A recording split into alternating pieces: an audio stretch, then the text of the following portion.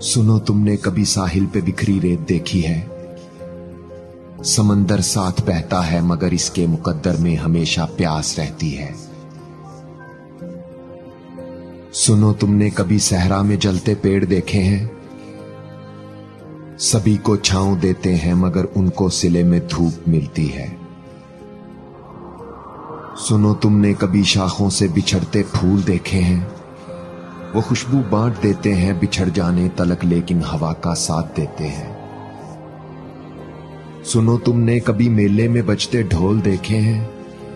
अजब है अलमियां इनका, बहुत ही शोर करते हैं मगर अंदर से खाली हैं। यही अपना फसाना है, यही अपनी पहेली है।